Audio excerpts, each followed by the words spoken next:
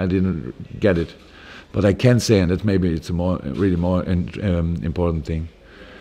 As a manager in a football club, I have bosses, and if bosses decide, for example, just in general, we sell a player or we don't sell him, then I have to accept it.